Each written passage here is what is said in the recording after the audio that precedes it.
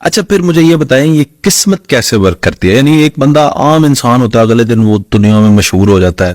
ایک آدمی بالکل سویا ہوا ہے، اس کی اربوں روپے کی لاٹری لگ گئی ہے، کچھ پتہ لگا کہ کوئی وظیفہ کیا تھا جی میں نے. کیا واقعی کوئی ایسا وظیفہ ہوتا ہے جو انسان کی قسمت بدل دے؟ اور اگر ہے تو عملی طور پہ آپ کی زندگی پہ کوئی وظیفہ اگر کام کیا ہوا مستند وظیفہ کوئی ہے تو بتائیں. جی بالکل، وظائف اپنا اثر رکھتے ہیں. پہلا سوال آپ کا تھا قسمت کا.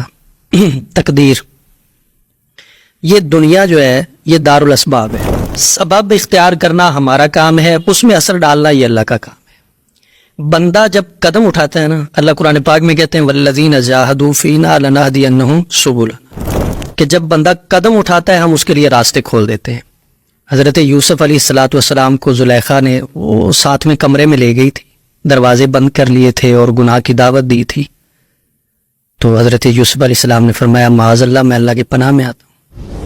تو آپ وہاں کھڑے نہیں رہے، یہ نہیں سوچا کہ دروازے بند ہیں، تالے لگے ہوئے ہیں. اللہ کی ذات پہ بھروسہ کر کے قدم اٹھایا دروازے کی طرف. تو دروازہ تالا ٹوٹتا ہے، دروازہ کھلتا ہے، آپ باہر چلے جاتے ہیں. ساتوں دروازے اسی طرح کھل گئے. تو جب بندہ قدم اٹھاتا ہے اللہ راستے کھول دیتے ہیں. سبب اختیار کرنے سے تقدیر بدلتی ہے، دعا سے بھی تقدیر بدلتی ہے، اسباب سے بھی اور اعمال سے بھی تقدیر بدلتی ہے. جیسے کہ دیکھیں حدیث پاک میں ہے کہ ایک بندہ دنیا میں آیا ہے تو وہ اپنا رزق بھی لکھوا کے لایا ہے، اپنی عمر بھی لکھوا کے لایا ہے. لیکن دوسری طرف حدیث پاک میں آتا ہے کہ جو بندہ والدین کی خدمت کرے گا اللہ اس کی عمر میں بھی برکت دیں گے، اس کی روزی میں بھی برکت دیں گے. تقدیر کی دو قسمیں ہیں نا. ایک تقدیر ہے جو کسی عمل کے ساتھ معلق ہے کہ آپ یہ کام کریں گے تو یہ ایسے ہو جائے گا، یہ کریں گے تو یہ ایسے ہو جائے گا.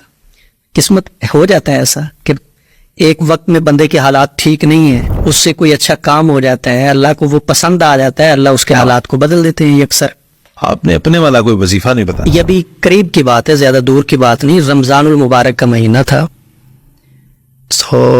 جس مسجد میں میں تراویح پڑھا رہا تھا وہ میرے گھر سے تقریباً 2 سے 2.5 کلومیٹر کے فاصلے پہ تھی. میں نے تراویح پڑھائی تو تراویح پڑھانے کے بعد میرے پاس سواری نہیں تھی کہ میں اس پہ بیٹھ کے تو اپنے گھر میں آ سکوں. تراویح کے بعد حالات اس طرح کے تھے تو میں پیدل آتا تھا روز ہی. تو ایک دن میں پیدل آ رہا تھا تو دل بڑا بجھا سا ہوا تھا. ہمارے جو ائمہ ہیں، خطبہ ہیں، ان کے ساتھ ہماری مساجدوں والے جو کرتے ہیں آپ ذرا جانتے ہیں سبھی، تو میں بھی ان کے زیر اثر تھا. لیکن دل میں بڑی ایک کڑن تھی کہ یا اللہ دیکھیں تراویح پڑھا کے آ رہا ہوں اور میرے پاس سواری نہیں ہے، پھر صبح سحری میں جا کے وہاں پہ نماز بھی پڑھانی ہے، درس بھی دینا ہے. تو میں واپس آیا تو گھر میں پہنچ کے نا میرے ایک استاد ہیں، یہ روحانی امریات کے بلوچستان کے، سید عبداللہ شاہ صاحب ان کا نام ہے. میں نے ان کو کال کی تو بس اللہ کی طرف سے ایسا ہوا، میں نے ان کو کال کی تو میرے آنسو گرنے شروع ہو. میں نے کہا استاد جی حالات بہت خراب ہیں، اپنا گھر نہیں ہے، اپنی سواری نہیں ہے، بچوں کے دودھ کے پیسے نہیں ہیں. یہ 1 سال پہلے، یہ تقریباً 2-3 سال پہلے کی بات ہے. انہوں نے مجھے حوصلہ دیا، کہا کہ روئے نہیں، یہ ایک میں چھوٹا سا عمل آپ کو بتا رہا ہوں، یہ آپ کریں. انہوں نے مجھے بتایا سورہ والضحیٰ کا وظیفہ، ترتیب بھی انہوں نے بتائی، چھوٹا سا ہے، بڑا مختصر سا ہے. جو آپ سن رہے ہیں وہ اس کو کریں. میں نے جس کو بھی بتایا ہے اس نے اس وظیفے کے ثمرات سے فائدہ اٹھایا، اس کی برکات سے اس نے فائدہ اٹھایا ہے. وظیفہ یہ تھا کہ عشاء کی نماز کے بعد جائے نماز پہ بیٹھ کے 3 مرتبہ درود ابراہیمی پڑھنا ہے اور اس کے بعد سورہ والضحیٰ کو پڑھنا ہے. بسم اللہ الرحمن الرحیم. والضحیٰ واللیل اذا سجا ما ودعک ربک وما قلی وللآخرۃ خیر لک من الاولی ولسوف یعطیک ربک فترضی. اس آیت کو یہاں پہ 313 مرتبہ پڑھنا ہے، پھر آگے سورت کو پورا کر دینا ہے. 1 مرتبہ سورت کو پڑھنا ہے اور وَلَسَوْفَ يُؤْتِيكَ رَبُّكَ فَتَرْضَىٰ اس آیت کو 313 مرتبہ پڑھنا ہے روزانہ. تو یہ وظیفہ ایسا وظیفہ تھا کہ جس نے حالات کو یکسر بدلا. اللہ نے سواری بھی دی، اللہ نے مکان بھی دیا، اللہ نے قرض تک اتار دیا.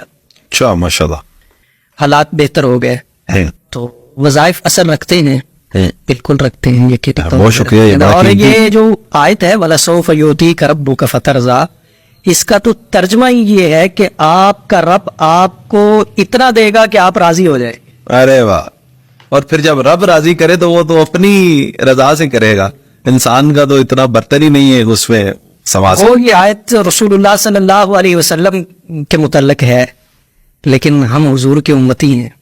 جب یہ ہماری زبان پہ آتی ہے نا تو اللہ اس کی برکات سے ہمیں بھی نوازتے ہیں. بے شک، کوئی شک نہیں ہے.